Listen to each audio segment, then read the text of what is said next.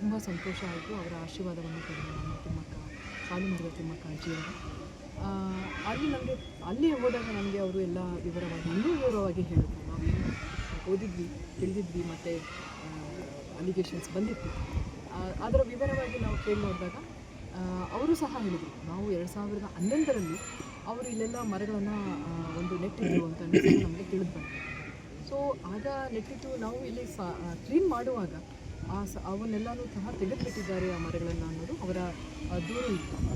But ಅವರು ಎಷ್ಟು ಚೆನ್ನಾಗಿ ಕನ್ವಿನ್ಸ್ ಆದರು ಅಂದರೆ, ಮೇಡಮ್ ಒಂದು ಒಳ್ಳೆಯ ಉದ್ದೇಶಕ್ಕಾಗಿ ಅದು ಕೆಲಸ ನಡೆದಿದ್ದರೆ ನಮ್ಮದೇನೂ ಆಬ್ಜೆಕ್ಷನ್ಸ್ ಇಲ್ಲ, ಆದರೆ ಅದನ್ನು ನಮಗೆ ತಿಳಿಸ್ಬೇಕಾಗಿತ್ತು ಅಥವಾ ನಮಗೆ ಗೌರವವನ್ನು ಕೊಡಬೇಕಾಗಿತ್ತು.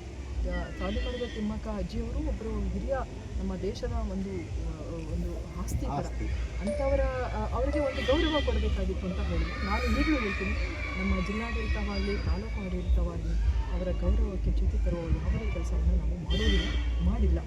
ಸೊ ಅವರ ಹೆಸರಿನಲ್ಲಿ ಈಗೇನು ಇವೆಷ್ಟು ಸಾವಿರ ನಾವು ಏನು ಗಿಡಗಳನ್ನು ನೆಡಬೇಕು ಅಂತೇಳಿ ನಾವು ನಿರ್ಧಾರ ಮಾಡಿದ್ದೇವೆ ಅವರ ಹೆಸರಿನಲ್ಲಿ, ಮತ್ತು ಅವರು ಹಾಕಿರೋ ಗಿಡಗಳನ್ನೇ ಈಗ ಮತ್ತೆ ನಾವು ಈ ಪಾತ್ವೆಯಲ್ಲಿ ಒಂದು 100 ಗಿಡಗಳನ್ನು ನಡೆಸಬೇಕು ಅಂತ ಮತ್ತು ಮಧ್ಯದಲ್ಲಿರೋ ಮೈದಾನವನ್ನು ಅನೇಕ ಉದ್ದೇಶಗಳಿಗೆ ನಾವು ಬಳಸ್ಕೊಳ್ಬಹುದು ಅಥವಾ ಮುಂದೆ ಯಾವ ಉದ್ದೇಶಕ್ಕೆ ಬಳಸ್ಕೊಳ್ಳಲು ಆಗುವುದು ಅನ್ನೋದು ಸಹ ನಾವು ಚರ್ಚೆಯನ್ನು ಸಹ ಮಾಡ್ಬೋದು.